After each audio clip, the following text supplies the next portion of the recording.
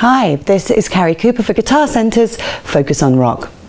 Now, there's always a sprinkle of mystery and magic when we consider the man, woman, girl or boy behind a song. And when we hear one of those inspirations has passed away, it can urge us to more closely examine the passion that led to that great track.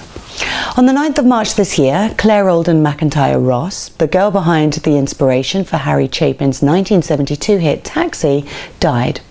So who was Sue in the Taxi? How did they meet? And why did she inspire such beautiful creativity in the late, great Harry Chapin?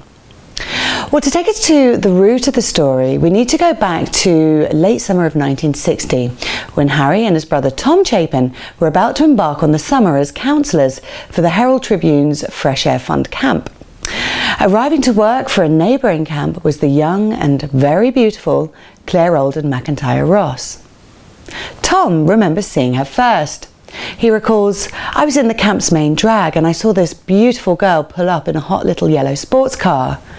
She sort of flirts with me, but I'm a scared kid and I semi-flirted with her. But I mentioned her to Harry, who was 2 years older and much more outgoing, and so they hooked up together that summer." The relationship was not without its challenges. Claire from Scarsdale was the daughter of former Scarsdale Mayor Malcolm McIntyre, who was also the former president of Eastern Airlines. He made it very clear that he didn't approve of Chapin, who at the time had very little by way of a plan. He insisted Harry take aptitude tests in order to establish his strengths in a bid to identify his future career. Problem was, Harry was very intelligent and passed all the tests with flying colours, giving Mr. McIntyre very little to work with. The romance survived the summer and became a full-time relationship, but just couldn't go anywhere. So, why the taxi? Well, Claire was never allowed to take the subway, and her parents always insisted she ride a cab when getting about, which they always paid for. Chapin, having taken out a hack driving licence in New York, was waiting to report on his first official night of driving on the Monday, but spent the whole weekend fretting about this possibility of Claire getting into his taxi. What happens if Claire gets into my cab? What am I going to say? He would never actually drive a taxi, but that weekend sowed the seed for the song's idea. Though changing Claire's name to Sue and the city from New York City to San Francisco, the imagined reunion realised itself through music. Something about her was familiar. I could swear I'd seen her face before, but she said, "I'm sure you're mistaken." And she didn't say anything more.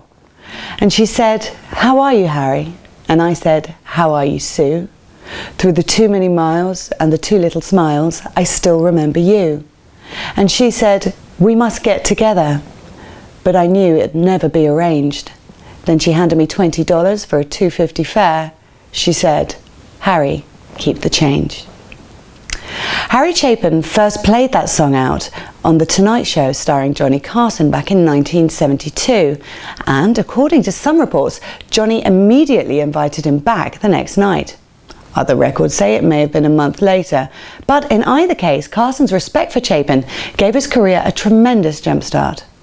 Harry's youngest brother Steve was fond of saying that Harry always tended to pen a going into a relationship song and a going out of the relationship song.